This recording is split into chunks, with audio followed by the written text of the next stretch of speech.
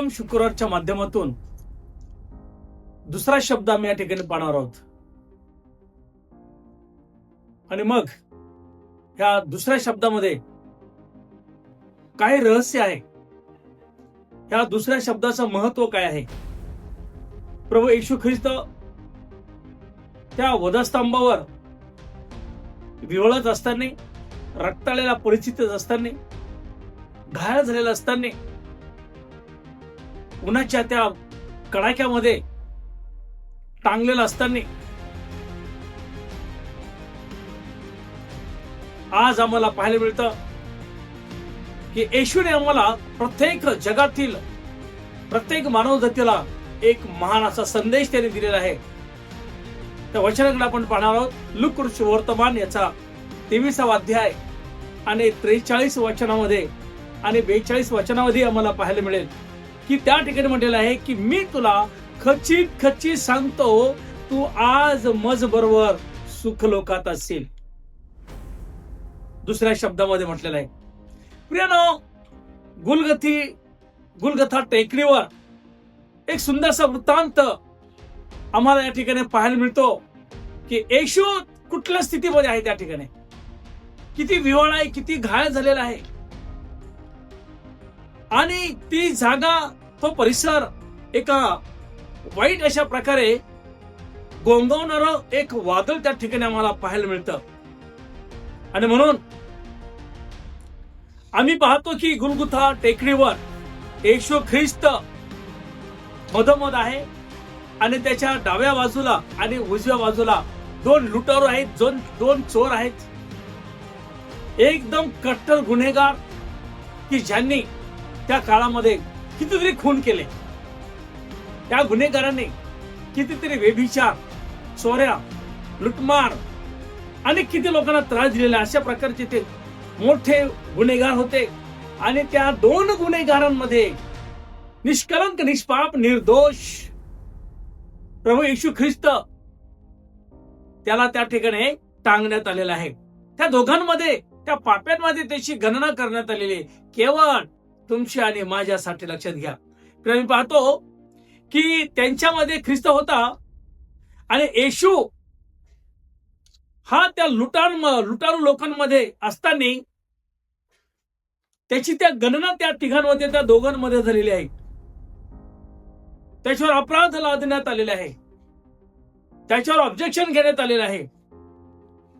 परंतु त्या ठिकाणी मी पाहतो की पवित्र बायबल त्या ठिकाणी पूर्ण होत आहे. यशाया संदेश त्याने येशूच्या जन्माच्या अगोदर 800 वर्ष अगोदर जे काही त्याने भविष्य केलं होतं, ते भविष्य त्या ठिकाणी पूर्ण झालेलं आम्हाला पाहायला मिळतं. मी पाहणार आहोत की पहिला लुटारू बद्दल जर आम्ही पाहिलं तर पहिला लुटारू येशू ख्रिस्ताला म्हणतो, तू देवाचा पुत्र आहेस, तू ख्रिस्त आहेस, तू तारणार आहे, तू उद्धार आहेस, तू मोठा संदेश आहेस, मग तुझाही बचाव कर आणि आमचाही बचाव कर, तुझा जीव वाचव आणि आमचा जीव वाचव. प्रियानो, ह्या चोराला कुठल्या प्रकारचा त्याग नाही, प्रीती नाही, परोपकार नाहीये, कुठल्या प्रकारची त्याला जाणीव नाहीये दुःखासुखाची, दैवत्वाची, धार्मिकताची, आणि त्याचं स्वतःचं हित आणि स्वार्थ आणि त्याला सुख, एक जगिक दैहिक सुख, यामध्ये तो गुरफटलेला होता आणि त्याला त्याची अपेक्षा होती. म्हणून तो म्हणतो, तू देवाचा पुत्र आहेस ना, तू खरा देव आहेस ना, तू तारणारा उद्धार आहे ना, तू ख्रिस्त आहेस ना, मग तू उतर त्या खांब्यावरून, त्या वधस्तंभावरून आम्हाला उतरव. प्रियानो, शेवटच्या क्षणापर्यंत इतरांकडून मोफत प्रीती मिळवणारा, शेवटच्या क्षणापर्यंत इतरांकडून लाचलुचपत घेणारा, शेवटच्या क्षणापर्यंत इतरांकडून काहीतरी अपेक्षा करणारा तो चोर, प्रियानो, त्याही वेळेस म्हणत आहे की तू उतर आणि आम्हाला उतरव त्या वधस्तंभावरून, त्या हलापेटातून. हे त्या पहिल्या चोराचं या ठिकाणी विचार आम्हाला पाहायला मिळतात. आता दुसरा जो चोर आहे, त्याच्या डाव्या बाजूला जो चोर आहे, तो म्हणतो, प्रियानो, त्याचे विचार, त्याचं ज्ञान, त्याची बुद्धिमत्ता, प्रियानो, या ठिकाणी मला पाहायला मिळेल. सुज्ञानाची जाण असणारा आणि स्वतःला शोधणारा, आणि तीव्र दुष्टतेची जाणीव ठेवणारा असा तो पश्चातापी तो चोर आम्हाला या ठिकाणी पाहायला मिळतो. प्रियानो, त्याने पश्चातापाची भावना त्याने जाणलेली आहे.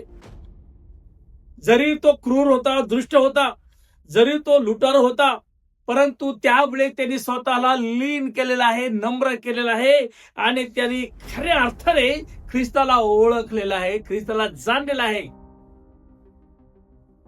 खरोखर हा तरणारा आहे, खरोखर हा देवाचा पुत्र आहे, खरोखर हा ख्रिस्त आहे, ही ओळख त्याला त्यावेळी समजलेली आहे. त्याचं पूर्ण आयुष्य गेलं चोऱ्यामध्ये, लुटारूमध्ये, पूर्ण आयुष्य गेलं खून खराबे करण्यामध्ये, परंतु शेवटच्या स्टेजला मात्र त्याने येशूला ओळखलं बरं का. आणि म्हणून तो म्हणतो, हे येशू, तू ज्या वेळेस राजवैभवाने येशील त्यावेळेस माझी आठवण कर. तेव्हा येशू त्याला तात्काळ उत्तर देतो की तू आजच माझ्या बरोबर सुख लोकात असेल. अरे काय उत्तर आहे, काय विचार आहे, लक्षात घ्या प्रियानो, काय आश्वासन आहे. त्याच क्षणी प्रभू येशू ख्रिस्त त्याला आश्वासन देतो आणि म्हणतो, तू आज माझ्या बरोबर 100% सुख लोकात असशील. लक्षात घ्या प्रियानो. आता बऱ्याच वेळेस सुख लोक आणि अधोलोक याच्यामध्ये आमचा गोंधळ होतो. आम्ही सुख लोकाला स्वर्ग समजतो आणि स्वर्गाला सुख लोक समजतो. आम्ही अधोलोकाला नरक समजतो आणि नरकाला अधोलोक असं समजतो. हा फरक लक्षात ठेवा, अत्यंत महत्वाचा आहे. अधोलोक म्हणजे नरकात जाण्याचं पहिलं स्टेशन आहे. कान खोल के सुनो. अधोलोक नरकामध्ये जाण्याचं पहिलं स्टेशन आहे. पहिलं आम्हाला अधोलोकात जावं लागतं आणि मग नरकात जावं लागतं. तो श्रीमंत मनुष्य अधोलोकात आम्हाला पाहायला मिळालेला आहे. लक्षात घ्या प्रियानो, अधोलोक एक किंचाळण्या, दात खाणे आणि आग आहे. नरक नंतर आहे बरं का. पहिलं त्याचं नरकाचं पहिलं स्टेशन आहे अधोलोक. लक्षात घ्या, दोन्ही एकत्र आम्ही करू नये. आता सुखलोक म्हटलं तर बरेच लोक सुखलोक म्हणजे स्वर्ग म्हणतो ना. सुखलोक स्वर्गाचं पहिलं स्टेशन आहे. येशू असं म्हटलं का याला, तू आजच माझ्या बरोबर सुखलोकात स्वर्गात असशील? नाही. येशू म्हटलं का तू आजच माझ्या बरोबर सुखलोकात असशील. सुख लोकांमध्ये गेल्यानंतर मग स्वर्गामध्ये. लक्षात घ्या, म्हणून स्वर्गाचं पहिलं स्टेशन सुख लोक आहे. प्रियानो, या ठिकाणी मी पाहतो की बरीच मंडळी, ख्रिस्ती लोक या ठिकाणी सुख लोक आणि अधोलोक यांच्यामध्ये गोंधळ करतात आणि कन्फ्युजन होतात. प्रियानो, कोणताही धार्मिक विधी न झालेला, कुठलाही बाप्तिस्मा न झालेला, कुठलाही दृढीकरण न झालेला, कुठलाही बायबलचा अभ्यास न केलेला, कुठलाही 40 दिवस उपास, 21 दिवस उपास न केलेला, येशू बद्दलचा कुठलाही भाग, धार्मिकतेचा भाग माहिती नसलेला, कुठल्या प्रकारचं धार्मिक आध्यात्मिक ज्ञान नसलेला आणि कुठल्याही विधी न करता त्या चोराचं तारण होते. त्या चोराला त्याचा उद्धार होत आहे. साधी गोष्ट नाही प्रियानो. अशा पापांचा पश्चाताप न करता प्रियानो आम्ही पाहतो की अशा नीच पाप्यांचा तात्काळ संतांमध्ये त्याचं प्रियानो त्या ठिकाणी रूपांतर होते. संतांमध्ये संत ज्यांनी आयुष्यभर प्रभूची सानिध्यता सोडलेली नाही, ज्यांनी आयुष्यभर संसाराचा त्याग केलेला आहे, ज्यांनी आयुष्यभर प्रभूच्या चरणी राहून संतांमध्ये रूपांतर झालेले आहेत, सुख लोकांमध्ये रूपांतर. अशा पद्धतीने प्रियानो आज हा पाप्यांचा रूपांतर सुख लोकांमध्ये होत आहे. साधी गोष्ट नाहीये. अहो, राजा आणि अधिकारी याचा असा अधिकार असतो, त्याला जर एखादा व्यक्ती वाटला ना, एखादा कर्मचारी की याला मला कलेक्टर करायचंय, तो 100% करू शकतो. देवाला वाटलं दानिएलाला मोठं करायचं, देवाने दानिएलला मोठं केलं. देवाला वाटलं योसेफाला मोठं करायचं, देवाने योसेफाला मोठं केलेलं आहे. तिथं शिक्षण पात्रता पाहिलं जात नाहीये. याही चोराची त्या ठिकाणी येशूने, तो किती पापी आहे, किती नीतिमान आहे, किती धार्मिक आहे, किती लाचार आहे, काय हे नाही पाहिलं. परंतु त्याने ज्या वेळेस आपल्या मुखाने कबूल केलं, तू तारणार आहेस, तू उद्धार करणार आहेस, तूच देव आहेस, तू ख्रिस्त आहेस, असं त्याने मुखाने कबूल केलं आणि म्हणतो, प्रभूजी तुम्ही ज्या वेळेस राजवैभवाने याला ना, त्यावेळेस माझी आठवण करा. साधी गोष्ट नाही प्रियानो. बरीच मंडळी BTS झालेले आहेत, MTS झालेले आहेत, MDO झालेले आहेत. बरीच मंडळी काय काय काय काय शिक्षण गेले, उच्च पदावर आहेत, परंतु अजूनही त्यांना येशू ओळखलेला नाही. अजूनही त्यांनी येशूला जाणलेला नाही प्रियानो. आणि हा एक चोर आणि लुटारू तो देवाला प्रभूला ओळखतो, येशूला ओळखतो, तात्काळ त्याचा संतांमध्ये त्यांचं रूपांतर होतं. साधी गोष्ट नाही प्रियानो. आणि म्हणून सुख लोका जाण्याची त्याची लायकी त्या ठिकाणी आम्हाला पाहायला मिळते. प्रियानो, या ठिकाणी जर आम्ही पाहिलं दोन्ही चोरांचा त्याच्या विनंत्या कशा आहेत, दोन्ही चोरांच्या विनंत्या कशा आहेत. प्रभूच्या कानावर दोन्ही चोरांचा आवाज येत होता, प्रार्थना येत होत्या. येशूचं लक्ष त्या दोन्ही चोरांच्या शब्दाकडे होतं, लक्षात घ्या. आणि म्हणून पश्चातापी चोराला आपल्या पापापासून मुक्तता पाहिजे होती आणि आपल्याला चांगल्या प्रकारचं एक सार्वकालिक जीवन पाहिजे होतं. पश्चातापी चोराला एक आनंदी जीवन पाहिजे होतं. परंतु दुसरा जो चोर आहे त्या चोराला स्वतःच्या दुःखापासून, क्लेशापासून आणि स्वतःच्या एक वेदनामय परिस्थितीपासून त्याला सुटका पाहिजे होती. असे दोन फरक आहेत. आणि असे दोन फरकाचेच आज जगामध्ये लोक आहेत की ज्यांना खऱ्या अर्थाने पापापासून सुटका पाहिजे असते, त्याला सार्वकालिक जीवनाची गरज असते. परंतु बरेच असे आहेत की त्यांना पश्चाताप नको, पापापासून सुटका नको, देवाची ओळख नको, त्याग नको, फक्त आणि फक्त त्यांना सुख, विलास आणि आनंद पाहिजे असतो. प्रिय, आम्ही पाहतो की आजही आमची अशीच परिस्थिती आहे की बरेच लोक आजार, समस्या, पीडा, दुःख, कर्जबाजारी आणि अशा वेगवेगळ्या प्रकारच्या समस्यातून त्यांना सुटका हवी असते प्रियनो. परंतु पश्चातापी चोर मात्र दुःखात म्हणतो की हे येशू, तू ज्या वेळेस राज वैभवाने येशील त्यावेळेस माझी आठवण कर. तेव्हा येशू त्याला म्हणतो की तू आजच माझ्या बरोबर सुख लोकात असतील. प्रियनो, हा जो शब्द आहे ना, हा उगाचच असा नेम न धरता मारलेला बाण नाहीये किंवा कुठेही चुकून मोखून मारलेला दगड नाहीये.